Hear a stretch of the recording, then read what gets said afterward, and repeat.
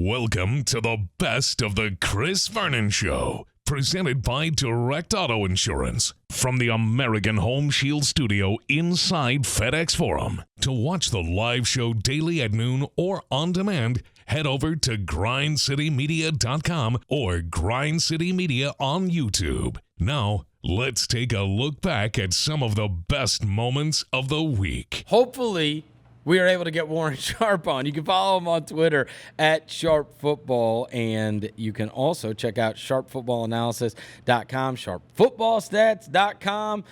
He is Warren Sharp. Hey, Warren, thanks for coming on, man. Yeah, definitely. Happy to be here. All right, so first things first, let's get to that Gronk trade yesterday. I want to get Warren Sharp's thoughts.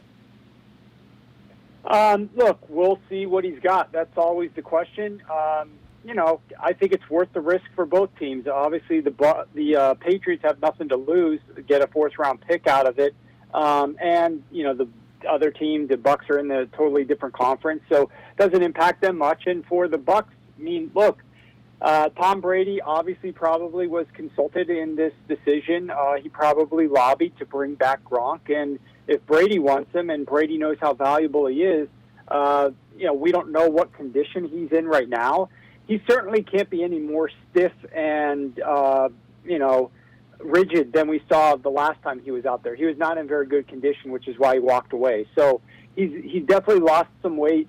He's probably a little bit more flexible and youthful right now, I would suspect. But the question really is, can he do the same things he used to do? And I guess we'll have to find out, and probably won't see him much during, off season. So it'll be back to camp that we actually see him, hopefully sometime July or August. I have wondered aloud if this situation is going to be like the Kurt Warner situation, where once upon a time he's like backing up Eli Manning, and then he has this massive revival under Bruce Arians, and he did have weapons all around him. He had Fitzgerald, Anquan Bolden, and whatever else. Could you see that happening? And after reviewing Tom Brady and how he actually played last year, where do you fall on could Brady have an awesome season next season?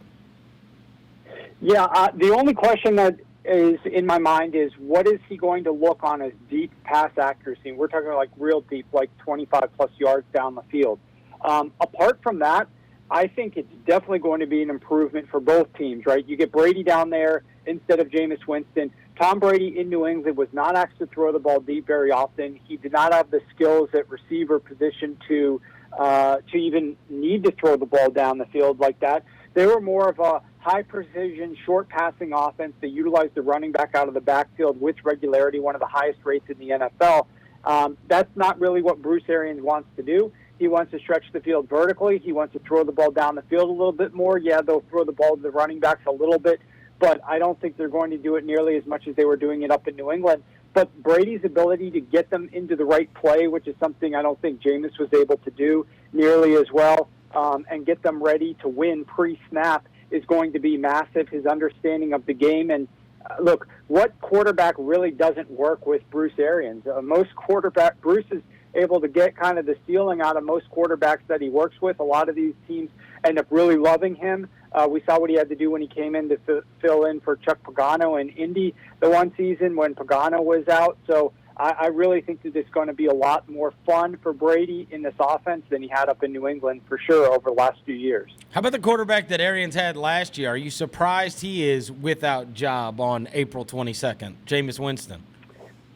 Yeah, I am to some extent. I mean, naturally he was injured, and so that played a role. I think he had off-season injury issues. Obviously, he also got his LASIK, which should have fixed his eyes, but yeah, I don't know if all these little training videos that he's throwing out there with these obscure training processes are helping his cause very much. I know he's doing it with some guys that he's been training with for years and years, but I don't know that like the process is necessarily what is going to surprise teams and say, oh, wow, this guy's so far ahead of where he was.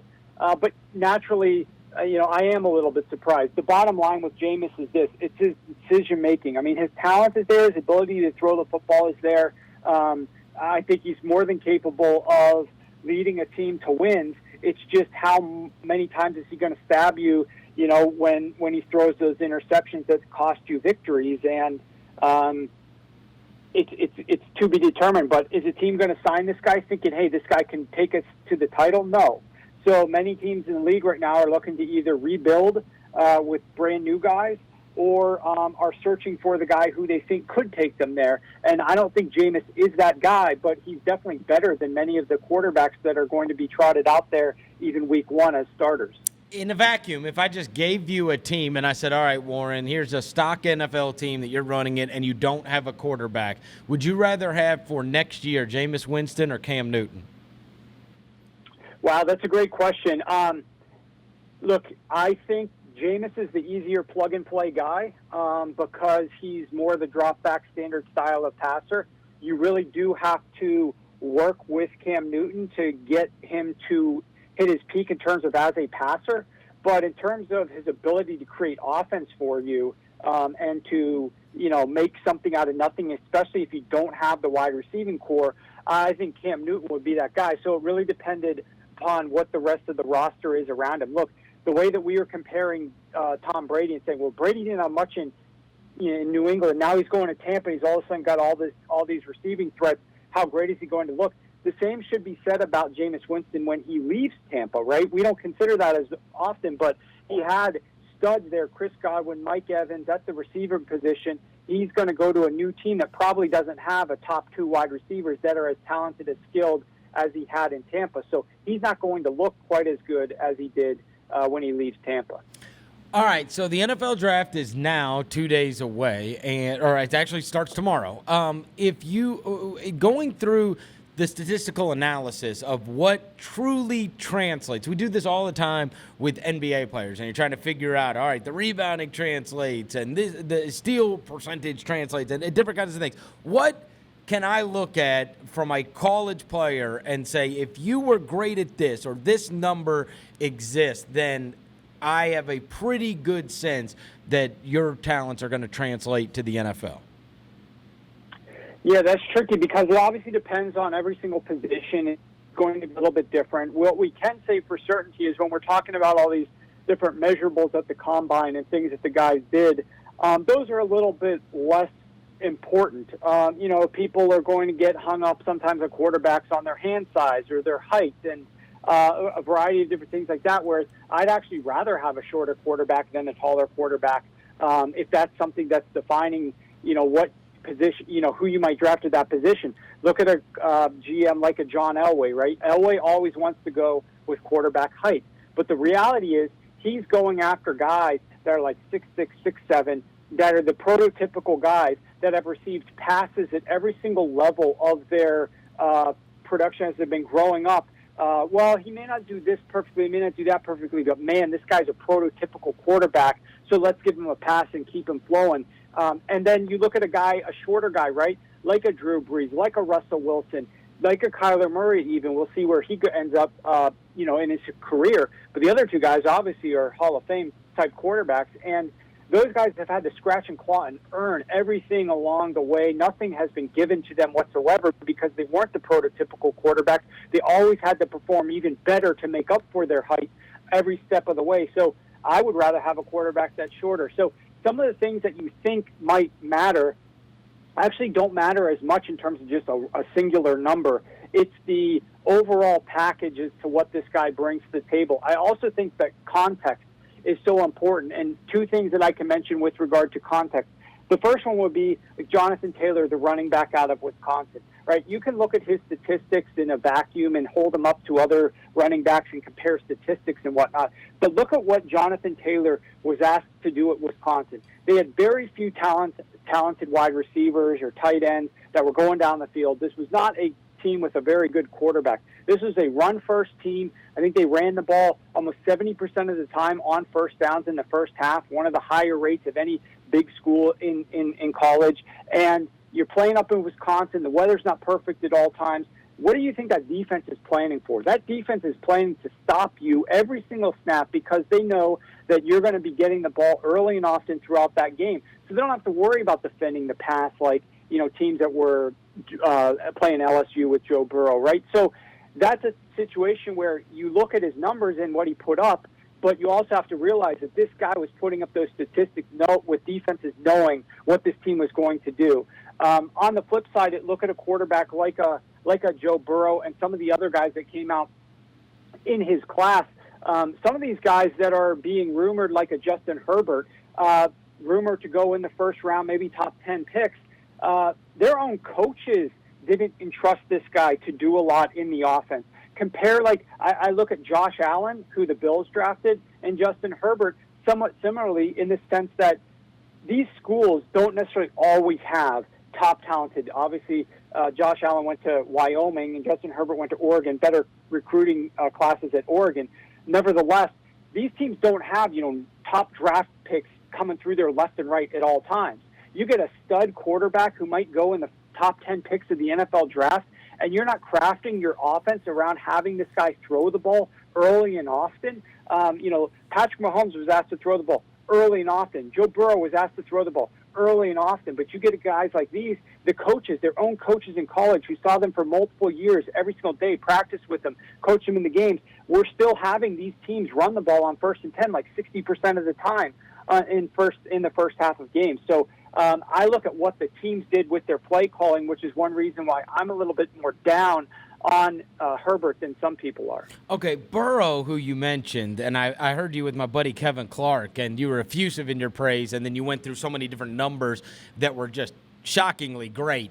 The only thing I have wondered, the only concern I have is how did he get infinitely better from one year to the next? I know they got a new offense and a different coach who's now in Carolina, but I certainly can't.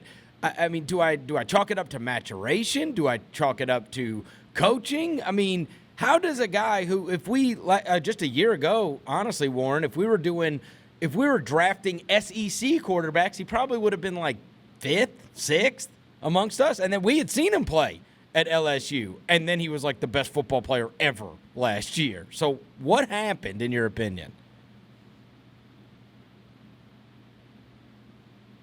Oh, no. I lose him? It was a multitude of things. No, I'm here. I'm sorry. It was a multitude of things. I think it was an amalgamation of everything that you just mentioned there. In some ways, it was due to a little bit of maturation. In some ways, it was due to a little bit more confidence. And by confidence, I mean he was put in a position where his offensive coordinator was telling him, we want you to throw the ball. I mean, he was one of the guys, he was passing the ball almost 65% of the time on first half first downs. One of the highest rates of any quarterback who came out, second only to Patrick Mahomes, who was drafted in the first round since 2014. So they were asking him to pass the ball. And when you get a guy who's being told, we want you to pass the ball on first downs in the first half, the game is going to be won or lost thanks to what you do, that inevitably puts on a different mindset for that quarterback entering the game, entering practices every single day. Like, this is my team. I'm going to carry this team. And I think that definitely helps rather than trying to hide a guy. But it's definitely, you cannot remove, no matter what the level is, college, pros, what have you, you cannot remove the offensive coordinator / play caller and the quarterback. Those two are linked at the hip, and so much of what Joe Burrow did was thanks to what Joe Brady was doing offensively. You also have to throw in a little bit element of the other players around him. I mean, he played with a number of stud receivers and a great tight end. So, they were also calling plays so intelligently. So I think it's a little bit of everything. If you put Joe Burrow in, let's say, the Alabama offense, he still probably looks really good. You put him in the Georgia offense or the Oregon offense where they don't quite have as much talent there, they're not calling plays very intelligently, he is not going to look the same as he did at LSU. So you have to consider that. I mean, it works against him a little bit here at LSU, but what are we trying to do? I'm an NFL consultant. I work with offensive coordinators. I am constantly trying to help these guys call plays more intelligently, become more like what Joe Brady was doing in LSU. So hopefully he would go to a program in the NFL where that OC, that play caller, is trying to coach to his strengths and make a lot of smart decisions like Brady was doing at LSU. So everybody's talking about Burrow. They're talking about Tua. And now Herbert's gotten in the conversation because evidently some teams like him. In addition to him, Jordan Love has gotten some talk. But then it really stops there. Is there anybody that you've dove in on that is another quarterback that is not getting as much talk that you particularly like, or you think you could foresee him being a success in the NFL, besides the ones that are being bandied about that people think could go in the first round or possibly second round? Yeah, to be honest, this is just my opinion. I am not a draft expert, right? I like to rely on the guys that watch film of all these players, and that's not my specialty. But what I will tell you is I went into the 2019 season, heading into this season, thinking that there were going to be just this ridiculously awesome quarterback class coming out this year. And I'm sitting here right before the draft thinking, man, I don't necessarily love this quarterback class as much as I thought I was going to. Obviously, you got Tua got injured. Justin Herbert, I'm not personally just as high on him as some guys are. Jake Fromm is the name that you did not mention, but based on my metrics and what I saw him do, I was not impressed. He actually was bottom 5 in basically out of 20 quarterbacks taken since 2014 in the first round. He was bottom 5 in college in his yards per attempt, his completion rate, his touchdown percentage rank, in when he was passing on downs that are easy to pass on. So I did not really like what he was doing. So just in general, I don't know. I haven't dug too far deep to find like a sleeper quarterback, but I am not as impressed with this class as I once was. Give me some draft picks that you are absolutely sold on. Not quarterbacks or anybody for that matter. Just ones that you would be shocked if they're not outstanding NFL players. Well, I mean, you look at the wide receiver class, and it's hard to think of a class that's any better than what we've got here. There's just so many different guys that are the depth here. I think I've read that people think that this class is super stacked, but you also have to be very careful that you don't overdraft these guys too far in the first round. You've got a lot of depth here, but some of these guys are like second round type guys. I mean, there's a lot to mention in terms of wide receivers that I really like. The top guys I think are all going to be difference makers and potential studs. I kind of like Jalen Reagor out of TCU as well. I think he's going to be a pretty fascinating prospect. But when you're looking at some of the other positions, like obviously you got Clyde Edwards-Helaire that is doing a lot of things. What we want out of NFL running back right now is we want a guy who can catch the ball, because the best type of running back is a receiver.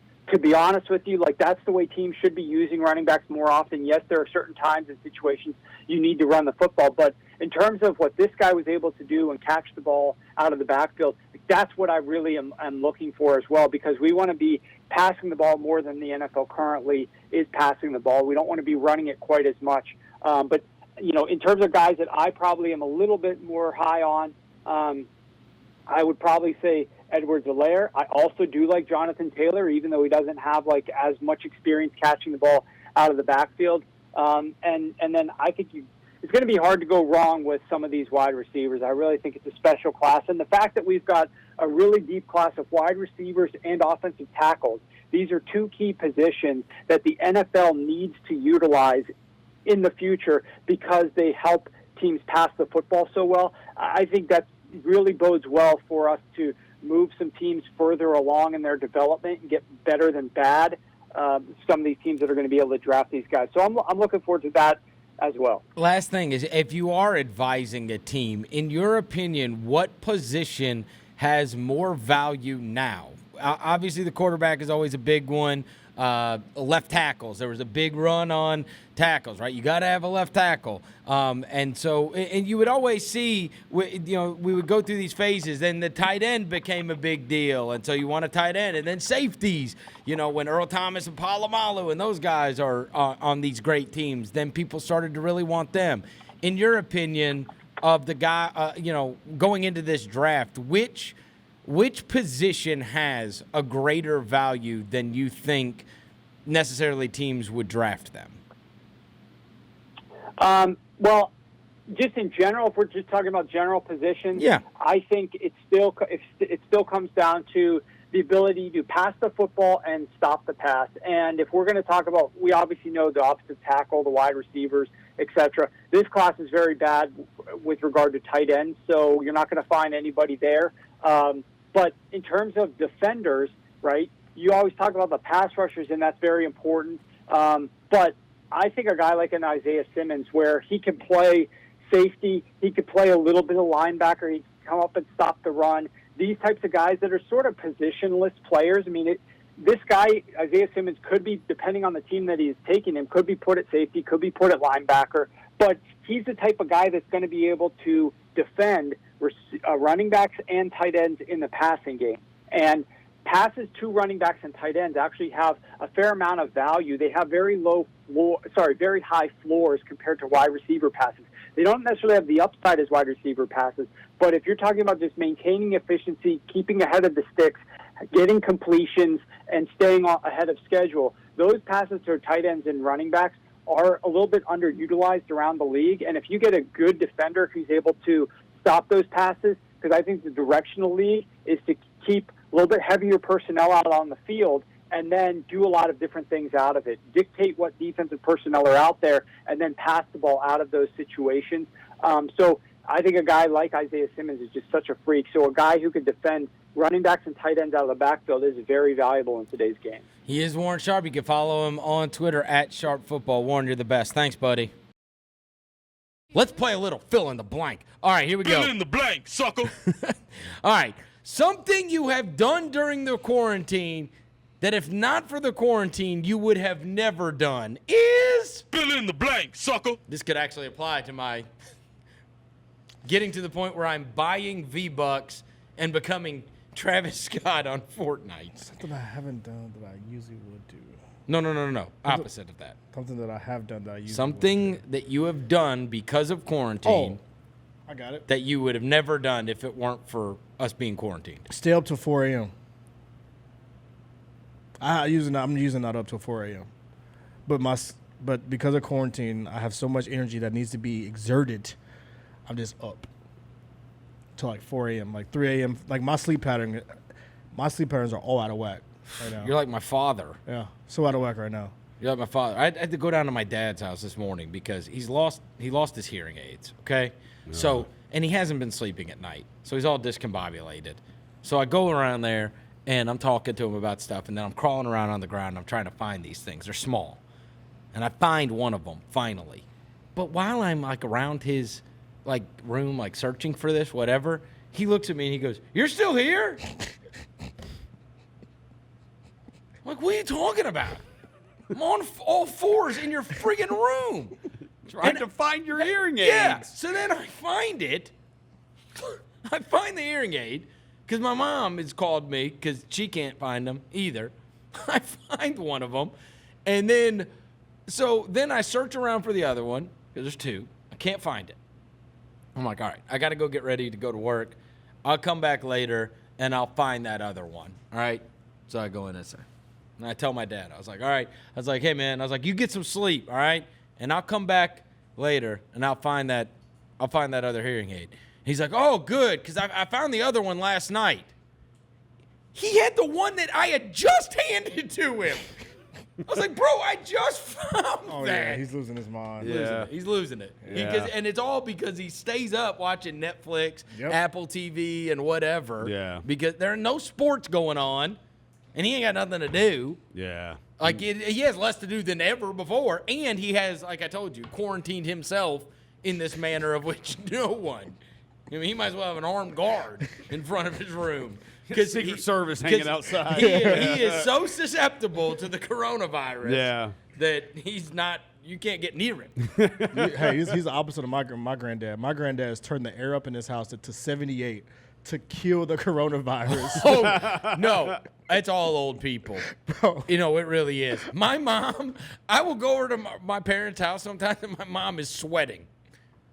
And I'm like, she's like, your dad keeps it so hot in here. Yes. And hey, like when I go over there for football Sundays, I'll go and like I'll turn it down, the thermostat, and they'd be like, "Don't touch my thermostat." Be like, "It's 1,000 friggin' degrees in here, Yes, Dad." dude. My cousin called me and said, "Bro, I'm in here sweating." I said, "Bro, what's going on?" He said, "Papa got the air up to 78 because he said he's trying to kill the corona." They call him Papa. We call him Papa. He said I got to turn the air up to He's trying 78. to kill coronavirus with his thermostat. Yeah, 78 degrees. And he said, you can still get it, right? He was like, "Nah, I'm not worried about it. We got the air up to 78 in here." I'm like, "Bro, I feel bad for you." 78. And it's been like 75 degrees outside. Exactly. It's so hot. You know they're oh, sweating. that's so hot. All right, Roser, you got something? Power wash my front porch. I would never have done that if not for this. You guys know my buddy Byron. I borrowed his. Yeah. Yeah, he heard you talking about it, and he's like, "Hey, man, I've got one of those." He's like, "You want to use it?" And I went and got it. Oh, my goodness. Is it a good one? Huh? Is it a good one? Hell yeah, it's good. Well, there was someone I was walking around my neighborhood yesterday. There was someone doing it to their driveway, and I could tell by the stream. I'm like, that's a weak power wash. Oh, like, no. that's a weak No, one, man. this That's one, a weak one. This one is so severe that it your hand starts to cramp up. Yeah, no, my hand. Your hand cramps up from holding that trigger down. You got to hold the thumb back to kind of stretch out the tendons in Okay, there. Roser. Yeah. Professional power wash. Oh, Power dude, wash. yeah. No, absolutely. Everybody that I know has that has a house has attempted to get a power washer and has done this. Yeah. No, I've still got more. Very alpha male stuff. You do feel. Oh no, it is. Yes. Yeah. No. It's like you got a machine gun in your hand. I've got to do our back porch next, and I made the mistake. I sent a picture of the front porch and the little sidewalk walking up to the house that I also did. I made the mistake. I sent a picture of my mom. She goes, "Oh, that looks great. Will you do my house?" Oh, boy. I'm like, Oh, boy. Roser- Johnny Power Washer. Yes, sir. yeah. All right, next one. So, in the past there have been college players that I end up becoming very attached to, that it doesn't matter who they get drafted by. I'm going to root for them no matter what. The college player you loved that you're going to root for on the next level, no matter who drafts them tomorrow night, is... Fill in the blank, sucker. J.K. Dobbins. that's J.K. a good Dobbins. one. You made a lot of money on Ohio State first half bets. Love J.K. Dobbins. That's a good one. I think I'm going to go with Antonio Gibson. Antonio Gibson. No matter where he goes, I'm going to root for him. He's a good dude. That's for sure. At the University of Memphis. And he may be a surprise. Yeah. You remember it was a year ago. It's a year ago this weekend, no less, because it was right after the Grizzlies season had ended that the NFL draft was going on, and my phone, I was in Florida, and my phone went crazy when Tony Pollard got selected by the Cowboys. Yeah. Just absolutely bonkers.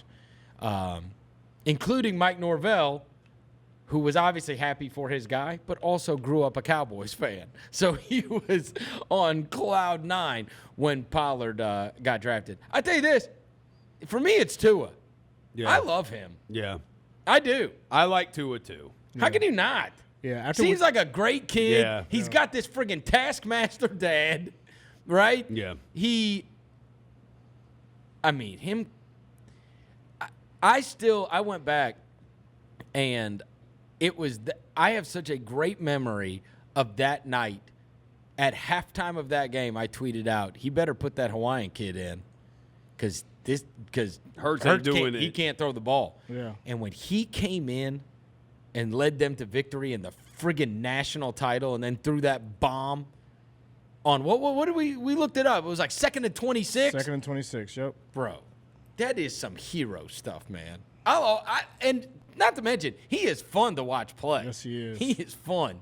And he's got the coolest name. Yeah. Like everything about Tua, I'll root for him. Yeah. Yeah. Just as long as he don't get drafted by like the friggin' Eagles or something. Or the Redskins. Oh, I'd be so mad if he got drafted by the Redskins. I would be furious. Number 1, The Last Dance. All right, so we watched it last night. It was a long time coming.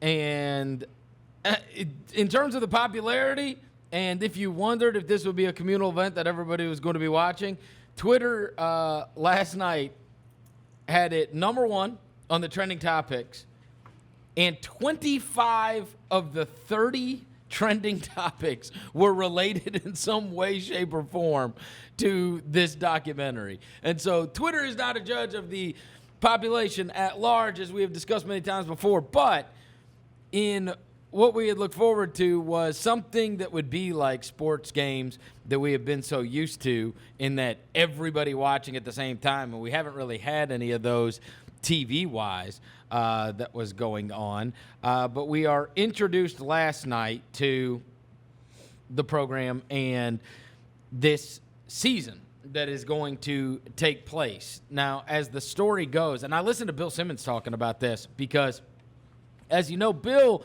started 30 for 30 with some guys at ESPN when he was there. And he was aware of this footage that the NBA had. So the NBA had all of this archive footage from following that team around for the entire season. But the NBA was not going to release said footage. And, of course, you needed to get Michael Jordan in order to okay this, and it was going to cost an immense amount of money to do this. In fact, I think I heard Bill say it probably is over a $30 million investment on this. When you're talking about Netflix, you're talking about the NBA, and then you're talking about Jordan and what he would have been paid in order to release this. I do not think that Ramona Shelburne, I should have retweeted it yesterday, I don't think her article got enough play, because she had the backstory on this. Do you know when Jordan said okay to this? Oh, it was after LeBron won. After the Cavs parade. won the title. Like during the parade. Yeah. He's like, enough is enough. Enough is enough. Let me remind the world. Release the documents. It's like a All big right? red button. He just. Yes.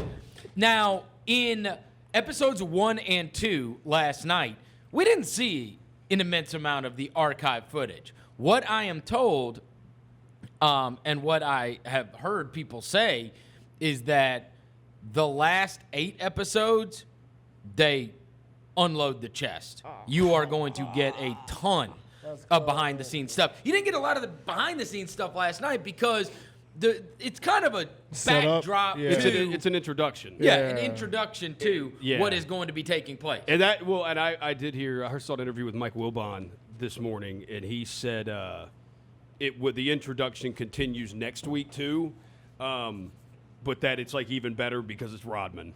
He's a. Yeah. I want to see how the world and now. all Like the Rodman stuff is like he told. I don't know if this story's in the documentary, but he told the story where Phil Jackson came to Jordan. He said, "Michael, I need you to talk to Dennis. I need you to get Dennis, and I need you to get him a check here." And Mike said, "What's going on?" He's like, "He wants to take next week off." Oh yeah, I saw that. Like what? Like what? We play like the Knicks, the Pistons, and the Sixers. Yeah. It's like yeah. He just wants to take the week off. Like what? Just all the crap they had to deal with Rodman. So last night creates this setup, which I thought was masterfully done. It's weird because obviously I've spoken about this many times. I think there are an immense amount of people that are around my age, anywhere from, say, mid-30s to mid-40s. And you see so many of us that, that's why I've ended up with so many friends that are covering basketball in some way, shape, or form. A lot of them college, a lot of them NBA, and there's so many that are in that age group. And I don't think there is any coincidence that that's because when we were growing up in our youth, the biggest athlete in the world was a basketball player. Yep. If the biggest athlete in the world was a football player, it would have been different. If the biggest athlete in the world was a baseball player, it would have been different. I also think this is true in the sense of boxing, because so many of us are also the guys that buy fights and still to this day have this real soft spot for boxing. Well, why? Because we grew up on it, because we loved Mike Tyson. Mike Tyson and those guys were the video games, those guys were on commercials, and those guys were the biggest athletes at the time. And then Bo Jackson, for that matter, Ken Griffey Jr. got there a That's little how it was bit. for me. Yeah. I wanted to play baseball because I saw King Griffey. Yeah, do it, Griffey and I was- Jr. got there a little bit. I mean, but it's hard to describe how massive Jordan was. The weird thing about this documentary is I learned so much from it. So when I was a kid, it was Come Fly With Me and the first 3 titles, and then him going off to play baseball. And then by the time that this happened, I'm in college. So when you're in college, and I'm out of town in college, like, I'm not day-to-day keeping up with this, right? So, like, all of these stories and all of this backstory on the Pippen stuff and, like, to me, the Bulls are the best team. They got Michael Jordan, you know, and you're really focusing when it comes playoff time and NBA Finals time. That's when it really matters. And it's also hard to describe how you didn't, like, unless you were in Chicago, like, there wasn't the massive awareness of this. You know, they have the Sports Center clips of them talking about the situation, but it wasn't, ESPN wasn't like ESPN. Now you would see the short story, Scottie Pippen, you know, says he's never going to play for the Bulls again, right? Well, now, if Scottie Pippen says he's never going to play for the Bulls again, that story comes out. Yes, it's a news note. But then they have Adrian Wojnarowski on live to talk about it. Then they have a massive discussion on SportsCenter about it. Scott Van Pelt's talking about it. And then we have the next, I don't know, 240 hours of people debating this? Talking about this? I mean... Yeah, the only NBA segment ESPN had back then, and they showed a little clip of it, was David Aldridge's thing. It was like Under the Boards is what they called it. Right. And he'd do like a little 2 to 3 minute pre-recorded thing on news going around the NBA, and that was it. And there weren't games on ESPN, right? Those games were on WGN. Yeah. Right? That's the other thing. You know, there are a lot of kids that grew up in my era that grew up Cubs fans, especially if they're in different parts of the country, or Braves fans for that matter, because you didn't have an immense amount of channels, and 2 of the channels that you did have, I almost sound like my friggin' parents right now, but 2 of the channels were these local cable affiliates. Yeah. And one was out of Atlanta, and one was out of Chicago. And so those were the games that were on. Cubs games were on and Braves games were on. And then movies for guys who like movies. And then movies for guys that like movies. And then, you know, when it came to fall or whatever, you would have Bulls games that were on. So, like, that's the other thing.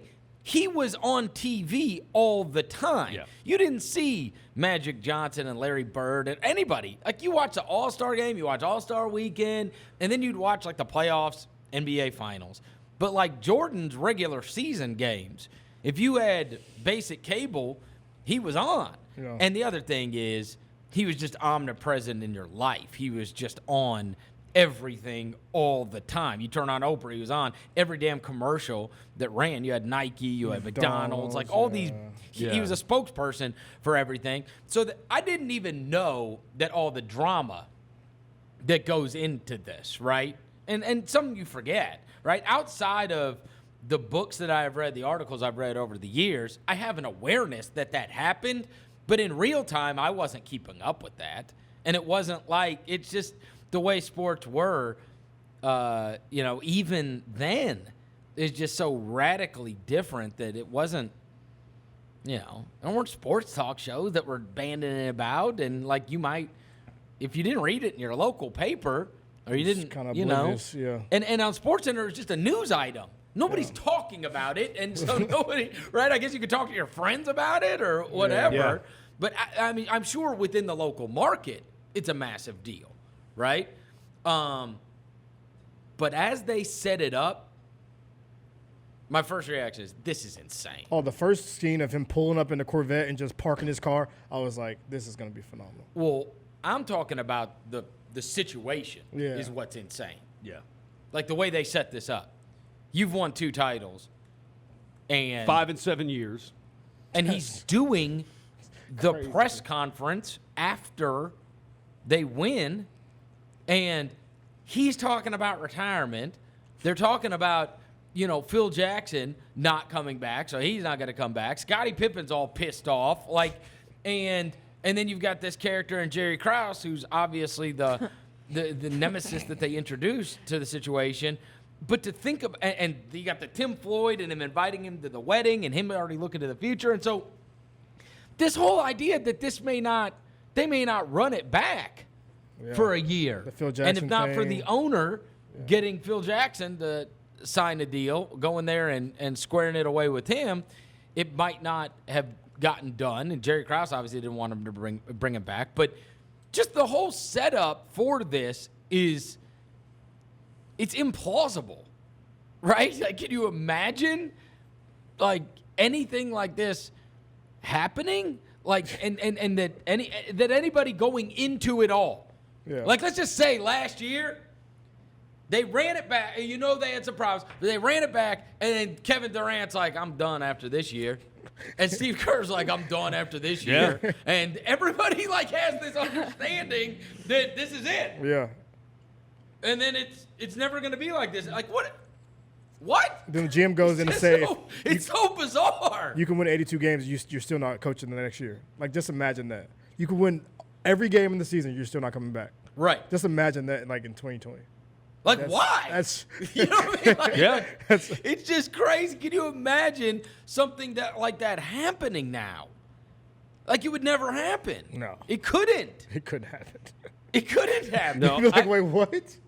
I think one of the other things too that also at least they didn't bring it up last night heading into is, and why I think some of the retirement talk was being had too, and especially after that final season when they said this is going to be your last season coaching or whatever, is the NBA was headed for a lockout. Right. Like the lockout happened right after that too. Right. So. But that's not the reason given. No.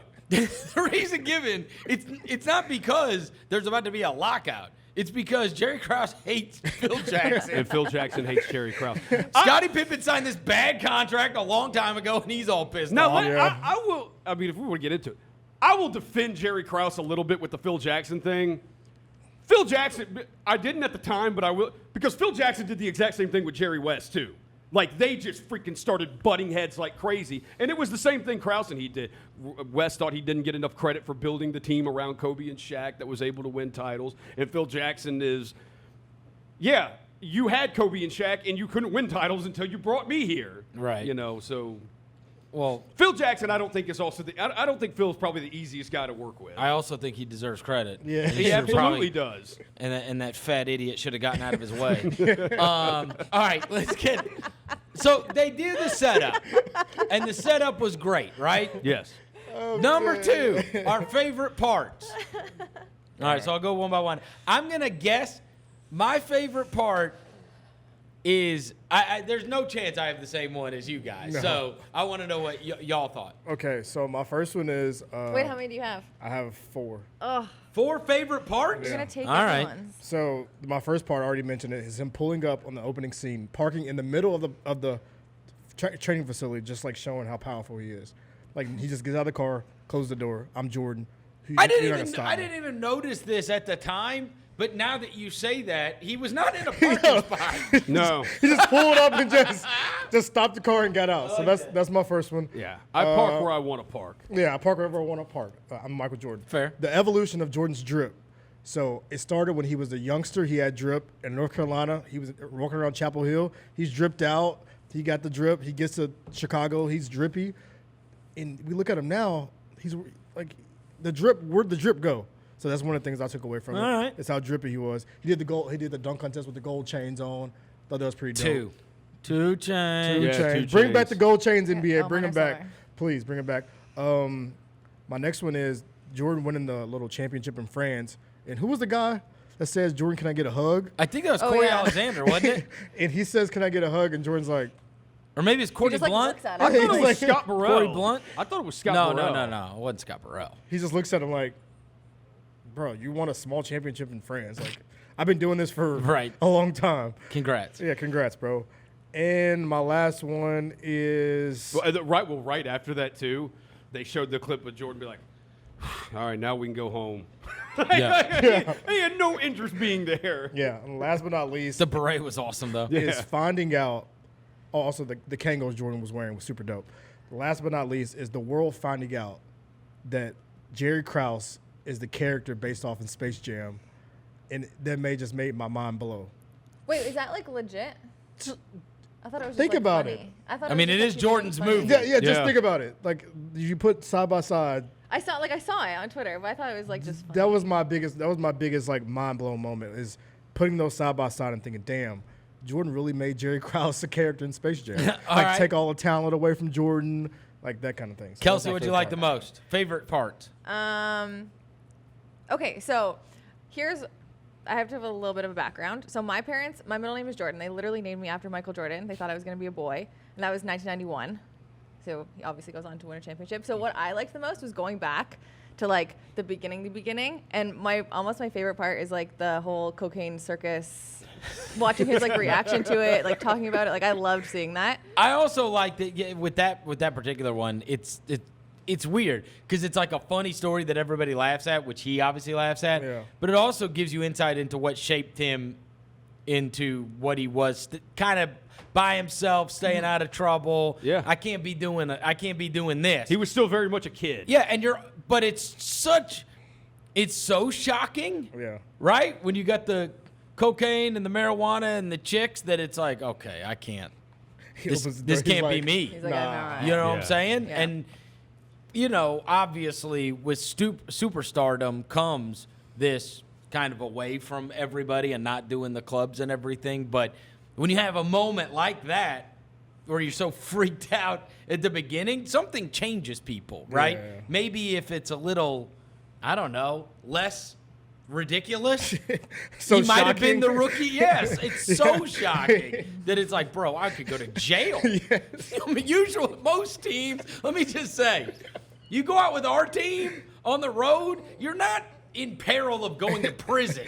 You know what I mean? Yeah, right. Like, your whole life doesn't get ruined by hanging out with the team. Whereas if you walk in as a rookie and you walk in that room, you go, my whole life is ruined Yeah. He's like, there's weed by over hanging here. out with these guys. That's very atypical of the NBA experience.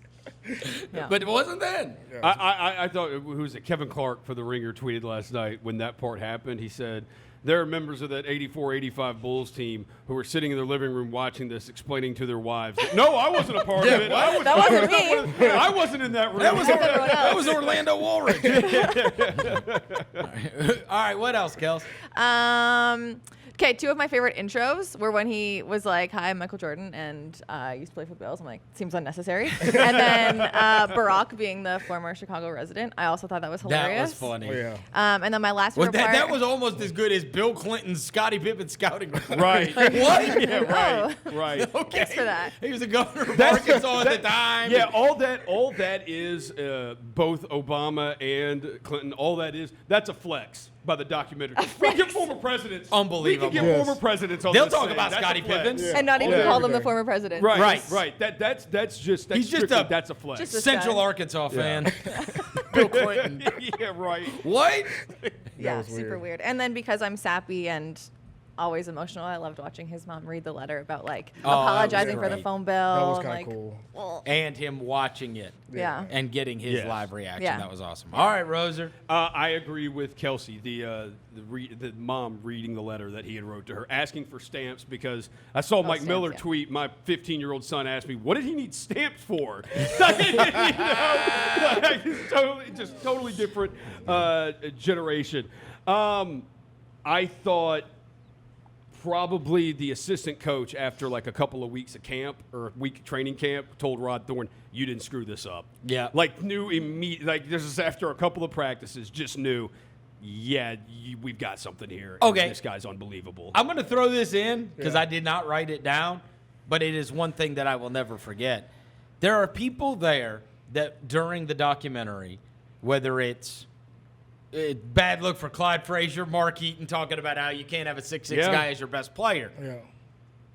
The in the moment, not like after a couple of years, not in retrospect, the in the moment Bob Knight interview where he says Yes. that's the best basketball player I've ever seen. Yes. He's never played a professional No. game. Unbelievable. And it shows, Like- and it shows what we always. It does get forgotten about Bobby Knight that, yeah, all the other stuff about him. You know, he'd act like an idiot and he A-hole. did some horrible Right. things. but he's a brilliant basketball mind. Ain't The no guy way knows around the that. guy knows basketball, and he won multiple national championships at Indiana. Had the last undefeated team that we've had in college basketball was this Indiana team. Forgot about one too underrated was Jordan. It was at the end when Jordan put the Celtics in a torture chamber. That's why I was like, he wouldn't shoot no threes. He wouldn't like. There's no footage of him shooting threes, just straight mid-range buckets. Yeah. And I was Yeah. like, bro, what? And he's 1-on-5. Yeah, and he got fouled on a 3 at the end of the game to send it to Yep. overtime. But back then, you still only took 2 free throws. Wait, you what? didn't get the third free Oh, throw. really? So if he could have gotten the third free throw, they could have won the game. Instead, they lost in double overtime. Yeah, you I was only watching got that, like- you only got 2 free was throws like, off of it. All right, what else is your favorites? Just because it's so petty, Jerry Krause not inviting Phil Jackson to his daughter's wedding. Unbelievable. I mean, that is just, that And is so and petty. the other thing is, didn't they say it was his stepdaughter's wedding? I thought they said stepdaughter's wedding. Yeah. And I was like, Oh, wait, yeah, what? yeah. This is just wild, man. Why are that many people invited to your stepdaughter's wedding? Yeah, it was Yeah. weird. He was like, I don't want to go It's- anyway. Yeah, I don't get. Yeah, It I feels don't like get he it either. invited everybody to not And then- invite and then, of Phil course, Jackson. You know what I mean? Yeah. Like, why would you invite that many people to your stepdaughter's wedding anyway? And do you think Phil Jackson cared? He was probably in Montana getting high or something. The other thing is, how many people showed? Right. Not, yeah. You think Scottie Pippen and Michael Jordan didn't go to no damn Jerry Krause stepdaughter's wedding? Hell no. I know, but they kind of make it sound like he didn't invite Phil Right. as this massive slight. There's no way that many people went. Yeah. Probably not. I think you do just invite everybody so to make a point. I'm not Yeah. in. And Tim Floyd was only invited because That is so Phil funny. Jackson was not. It would have been funnier if they would have just said the only person he invited was Tim Floyd. Like Tim Floyd was Yeah. the only guy, Yeah. was the only guest. Major was, yeah, was the pettiness. only guest at the wedding. 2 of the North Carolina things. One, Roy Williams and the athletic director at Laney High School calling Roy Williams and calling Dean Smith and saying, "Hey, I think we got a guy here who I think he could be something." And Roy Williams said they went down there and saw him and they left and they were like, "That's the best player in the country." Yeah. And then I did not know Dean Smith made him go pro. No, I He didn't said either. he was going to come back for his senior year, and Dean Smith told him, "Michael, you're going to go in the top 5. You have to go. Like you've got to go to the draft." The best Roy Williams quote was "There's only one guy that can turn it on and off." Yes. And he freaking never turned it off. Yeah. Somebody tweeted, Brian Malone, a guy out of Chicago, tweeted this last night. Time for the single greatest Michael Jordan stat you never knew. And this goes to the Roy Williams point. While with the Bulls, Michael Jordan had more career games with at least 50 points, 30, than games with 15 or fewer points, 29. Oh, wow. That's That- actually. Holy. It's insane. Yes. Wait, what? 29 and what? 30? Yes. That's. He had More games thir- with 50 Yeah. points than he had. 15 or less. He was 15 or getting less. Buckets. All Man. 2-pointers. And I mean, All 2-pointers. Yeah. Bro. how do you have more 50-point games than you do 15 or less yeah. in his career? So, with the Bulls. Yeah. So you're talking about that includes his entire rookie season. Yeah. Outrageous. See how Devin's taken off. I mean, his the one LeBron I jersey remember- now. Yeah, he took off the LeBron jersey. That's outrageous. That is No nights off. Bro, Yeah. that is crazy. I mean, That we means- watched LeBron coach here this year. Yeah, we have. Yeah. We watched it. He just walked out. Dude, we just walked out of Dude, there. we watched LeBron with the Cavaliers and the Miami Heat coach through so many regular seasons because there was nobody else in that conference worth a crap. We're not going to do that. Today's not the day for that. The other 2 others, one because this is his personality. This when he played golf with Danny Ainge before Game 2, and when they were leaving the course, he told Danny Ainge about Dennis Johnson, a 6-time first-team All-Defensive player in the NBA. He said, "Tell your boy I got something for him tomorrow." Yeah. and then the last one was just the anti-tanking. Oh, He's yes. like you trying to tell Michael love Jordan it. about draft picks and about I losing love to it. get a better position. He's like, to him, this is, I always hear Greg Popovich tells his team, do not disrespect the game. Yes. Take the game seriously. Do not, that's how Jordan is. He's like, what are we out here playing for? Like, you play to win. I love Yes. that. I did love that. All right, so listen to this. That story that you're talking about, the DJ stuff with Yeah. the golf. I don't know if you guys, what was he on? It was on some podcast or something earlier this year.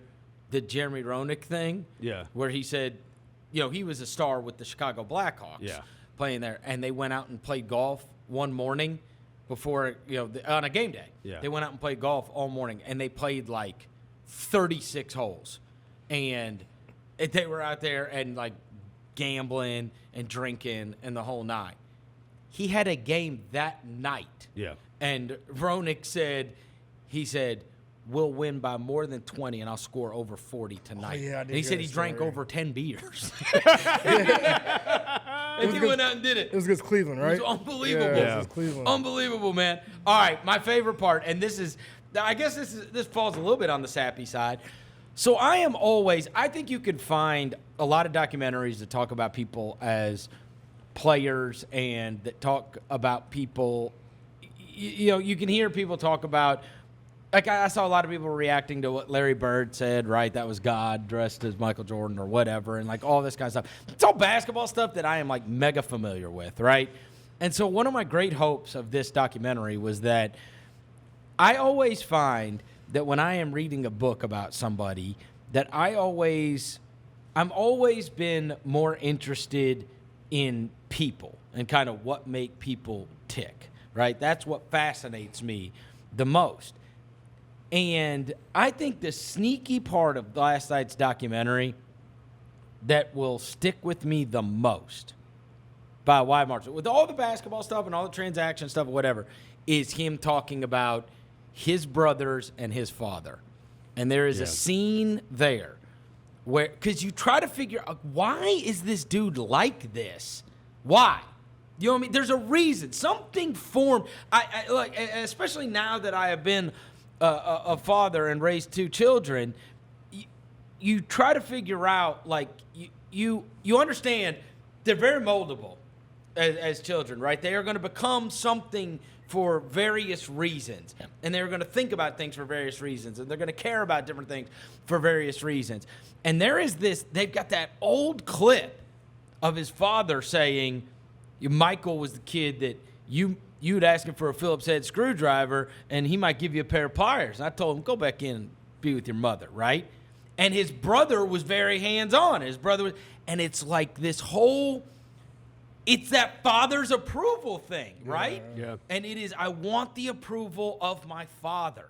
Like and in the end, that's why I went and played baseball in the first place. His dad always wanted him to play baseball. It's like this never-ending quest to prove somebody wrong, right? Like, I don't belong inside with my mom, right? And it all comes from, and Jordan says at one point, he talks about that. And he talks about his brother. He talks about fighting with his brother, and he talks about, his dad. And how his dad kind of favored the older brother, and that he would fight for attention. He said it's a traumatic way to grow up. Like, when have you ever heard Michael Jordan talk about any trauma, anything? Yeah. And he talks about that, and I'm sitting there watching that like, I'll be damned. Like, there's so many of these. Like, it's bizarre. And now, and obviously as a father, it makes me think about it a lot, where it's like that whole, like my son, Did he watch it? Yes, he watched the first part, and then the second part didn't start till 9. So Okay. He's going to catch up. He's going to watch the second part.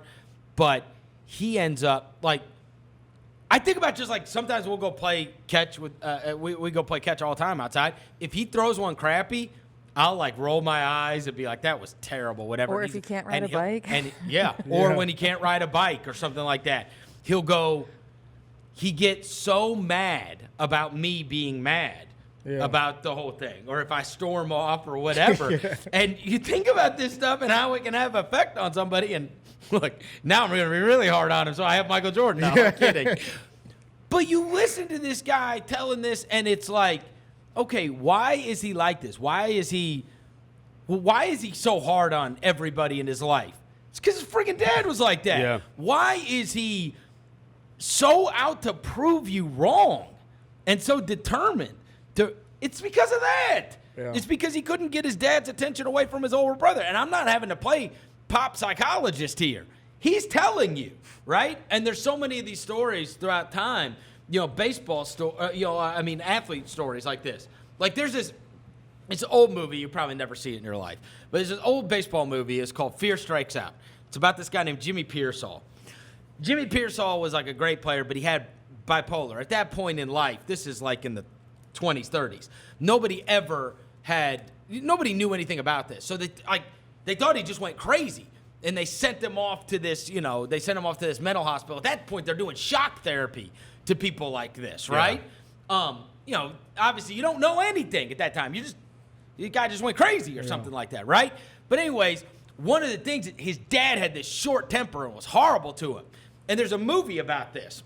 It's black and white movie. The guy that plays Pearsall is Anthony Perkins, who was in Psycho. But there's a famous scene in the movie, and he hits this home run in the movie. And he rounds the bases, and he runs to the backstop. I'm getting chills talking about this now. And he climbs up the gate. You can watch it on YouTube. Yeah. And he's screaming at his dad, "Is that good enough for you now, Dad?" And he's screaming. I mean, it's freaking tense, man. Yeah. And he's screaming at his father, who's in the crowd. And then he goes in. They're trying to hold him back. And he, goes into the dugout and he trashes everything. I mean, he flips out, right? But it's this moment of, this guy who's tortured by not being able to get his father's approval, right? Yeah. And I'm sitting there, it's obviously not fear strikes out level, but to hear Michael Jordan say anything about his life was traumatic, and that this whole thing with his brothers was traumatic. And let me tell you something else. That's the first time I've ever seen his brothers in my life. Yeah, I never. My seen whole him life. I never seen. Yeah, him Larry's the one you heard about the most. I've never seen them in my life. Yeah. I've seen his mom 100 times. I've seen his dad 100 times. He probably hates him. He didn't say a word except for that, didn't he? He only talked about fighting them, and he only talked about how he couldn't get his dad's attention away. And I was like, damn, man. They were wearing Jordan stuff, so I guess they're cool. Yeah. Gets it free, just drops it off. But I did think it was kind of interesting, right? Yeah. That's the only mention. I don't know what that relationship is. I'm just saying. Michael Jordan's been the most famous person in the world for 50 years. Yep. It would be like if I saw LeBron James' sister now. You're like, what? He doesn't have a sister, as far as I know. But if he did, it'd be like, wait, what? Yeah, right. He's been famous for 20 years. I never even knew he had a sister. Yeah. He doesn't have siblings, does he? No, he's an only child. Okay, all right. That's why he acts the way he does. It's just so that stuff about the whole what drives you. Why is this guy like this? Why is this guy this way? I think got a little explaining going. The other thing is, bro, this thing is so well done. I will inevitably watch it many more times. The soundtrack to this thing is awesome. Yes. You said something about that, didn't you? That first highlight package with Eric B. and Rakim, Yes. and it just all fit the era, and they did such a good job with that. Does anybody play Dennis Rodman now? Let's say there's a Dennis Rodman in this year's NBA draft. It is a different. No, he doesn't even get drafted probably. I'm serious. They all like to wear tight clothes now. No, I'm saying a dude that rebounds like hell, defends like hell, and can't do anything offensively. Do you know what I mean? Is that guy even playing in the NBA now? I'm serious. I don't know if you lead the Not league. to mention acting like a wild hog off the. No, but you're talking about Rob, what, a 2-time defensive player of the year? How many rebounding? If you're defensive player of the year and you win, at the point with the Bulls, it was 5 straight rebounding titles. If you've got that, you got a spot in the league. All right, name the best defender that stinks on offense. Who would I say? Rudy Gobert? And he's an all-star. He doesn't stink.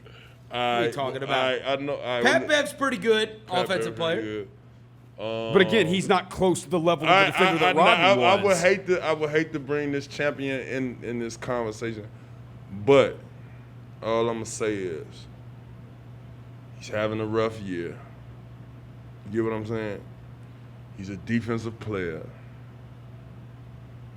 but maybe Draymond Green kind of could fill that void, you know what I mean? Without the Splash Brothers this year. He's an assist guy, though. Assist guy. He don't score that many points. That's fair. You know what I mean? I think you're probably right. 9 or 10 points, 8, 9, But coming from But remember, putbacks and But remember, this is the lost moment of Draymond, which is when LeBron brought that Cavs team back and won. They won on a Game 7. 3-1. They were down 3-1. Right. They won on a Game 7 in Golden State, right? Go back and look at that game. Draymond's got like a 30-point triple-double in that game. He's one number off from having a 30-something point triple-double. You can't get higher stakes than that. That forever to me, like Draymond, you can say whatever you want about Draymond. Yeah. When it came time for the ballers to show up, and you can't get more baller than Game 7 to win a title, this dude went all the way the hell off. Yeah, ain't no mystery in his history, but you just asked who is the player close to Rodman that stinks on offense Yeah, but plays great defense. that's fair. I would have to say He doesn't stink, though. I wouldn't say, but he ain't nothing to run home and tell mama about on the offensive. Dennis Rodman was never getting that many points in a final. No. You know what I'm saying? You said this year. We speak specifically what he did. And he's an outlier. You'd agree, right? Yeah. There's nobody like him. Yeah. I wonder. You think you're playing in the NBA right now? No, I can't play in the NBA. I'm retired. If it's 2015 Tony Allen. I don't know. Dennis Rodman in his prime would lead the NBA in rebounding right now. Yeah, I mean, he wouldn't get on the court to do it. I think he would. I'd put him out there. I'd put Tony out there too, but I'm saying the Tony Allens aren't. Want me to tell you how he If Ben McLemore gets on a court, I'm putting Tony Allen and Dennis Rodman on a court. That's the point. They want Ben McLemore's. They don't care. But what's the dude named Bimbo? Bismack Biyombo. He's terrible. Okay. Bimbo? Take Draymond Green off of that. Bismack Biyombo? Bismack Biyombo. That's Dennis Rodman. Hassan Whiteside. Dennis Rodman is 500 million times better than Bismack Biyombo. No, I'm saying what? His game type. He said, "Oh, you gotta listen to DeAndre Jordan." What he asked. He said, "Defense is great, but his offense is horrible." DeAndre Jordan. But his defense isn't great. Dennis Rodman is 100 million times better than DeAndre Jordan. All right. Well, we just searching. This is a hard category. He asked Hassan Whiteside. No, Hassan Whiteside could hoop. But he grabs a million rebounds and he defends. But like you could throw it to him and get a bucket. Well, no, you can't. You can't get a bucket with Hassan. No, an alley oop. Alley-oop, right. You know what Dennis Rodman is? That's 7-time first team. Well, hold on, wait a minute. Hold on, wait a minute. You said Dennis Rodman, I said Draymond Green. That's right. So what that's a great, what you mean? They both champions? He's mad about Bismack. Oh, he mad about Bismack. Yeah. And DeAndre Jordan. And he said DeAndre Jordan. Get that out of here, man. I just said he gets on the court. Dennis Rodman was a hold on, two-time All-Star, Killer. two-time third-team All-NBA, two-time Defensive Player of the Year, I know that. 7-time first-team All-Defensive Team, one-time All-Defensive second team, a 7-time rebounding champion. I'm just saying that dude's going to get on the court today. I'm just saying that somebody like that, like DeAndre Jordan, can't do much offensively, but he does get on the court. That's all. Like, I'm trying to. Outside of big men, you think of them, Roser. They want the Ben McLemores. Jeff Green still gets jobs. What are you talking about? Yeah, Jeff Green. Who do you know? Can't do none of Who do you know that defends and rebounds like crazy, and that's what they do, and they get on the court all the time. They play big minutes, like 25-plus minutes. They ain't around. So you can tell me if there was a Dennis Rodman, they would, but they're not around. No, that's right. They don't exist. Because coaches won't play them. They don't want to do what Dennis did. Draymond Green want to do what Dennis Rodman did. Get all the rebounds, assists. Nope. And he don't even think about scoring. As we watch this back, I will tell people that the first game that they're going to see Friday night is, you remembered everything about this game when we were recording it. Like, you even remembered individual plays. I remember plays. You remembered a Beno layup. You remembered steals that you got. You remembered all manner of things. A lot of timeout action. The second one, which is going to run on Sunday, which is 2011, and this is the first playoff win against San Antonio. I feel like you don't even remember playing in that game. And I'm telling you this as me and you recorded Which that. one? You didn't remember anything about that game. The San Antonio one? Yes. You said you hadn't watched it in 9 years. And you know what? I didn't, but I was kind of surprised I even scored that game. Like, it was a real defensive, like. But you didn't remember like how it plays out or the rotations or the guys on the team. It's so crazy that the difference between a game that was 5 years ago and a game that was 9 years ago is just an eternity. And I will tell you that I'm watching it, and I consider myself somewhat of a Grizzlies historian. When Ish Smith comes in the game, I'm like, what is happening? Like, He was a third-string point guard. I don't even remember. I thought he was always like a 10-day guy that was on our team. And obviously, Lionel had it with Vasquez, so I guess in that segment that we watched, only right. He put him in. But watching that back and seeing Sam Young starts in the game, for goodness sakes. Shout out to Sam Young, man. That's my boy, Sam Young. Big shout out to Sam Young. You and OJ are both on the team, and Sam Young starts in the playoffs. In a game we won, no less. He wasn't there during crunch time, but. No, but I tell you what was funny that game. I remember Zebo telling him, like, we went to a timeout, like, yo, coach, you got to tell him, yo, this ain't practice. This ain't practice. It's the playoffs. You got to move the ball. We got to pass the ball. And that always meant pass to him. I don't know who it meant pass to, but Sam Young had it on the break, and he probed in the secondary break. And he normally in the secondary break, you're supposed to dribble it to the side, swing it to the big, and you know what I mean? Right. He kept the ball and kept going, went into his bag. Zebo didn't even get a chance to get back down for the cross screen pick to go across to the opposite block. And he looked around and saw that he kept going.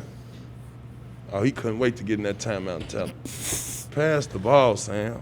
So when we watched both of those, it has been fun to watch those back. The next two we are doing is one, which is the Game 6 against San Antonio in 2011, which is my favorite basketball game ever, probably.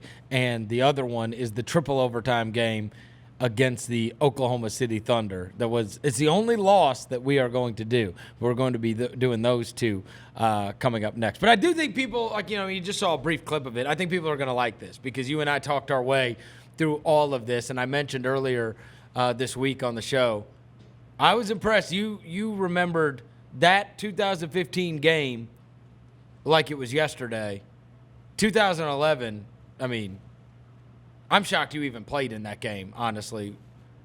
As we are watching the game back, it's like me and you were watching it for the first time. Like, there's so many things that surprised us. That we didn't know. Yes. And I'm like, man, this is a lot of DeJuan Blair. And DeJuan Blair, he was in the game. He was just in there specifically to be a defender, but he was getting buckets. Yeah. And I was surprised. And just that year alone, people counted us out. People thought we were, a Cinderella team. You know what I mean? And we was looking at that as a smack in the face. But the crazy thing is, Tony, the other thing that stands out, 2015, the Warriors take 1,000,000 threes in that game, right? Because you guys are chasing them just everywhere they go. Okay. The difference in basketball when we watched that Spurs game to even when we watched that game against the Warriors is truly unbelievable. It's a different – it's totally different. Because that 2015, because of that Warriors team, it mimics, and because of who their stars are, it's not abnormal to see they were shooting as many threes as teams do now. In 2011, I mean, there might have been, honestly, less than 5 threes, man. In the whole game. I mean, it was ridiculous. I don't remember what the box score said. But, I mean, like, both teams, I don't even know if they're 20 attempts. They didn't have Ginobili. And every time Gary Neal scores, Tony's not in the game, Roser. Yeah. It's Speaking hilarious. of Gary Neal. Ginobili's not playing in the game. Neal, yeah, I had to shut that water off a few times. A lot of times throughout his career. Gary Neal? Gary Neal know me. That's my boy. I love him to death. But yeah.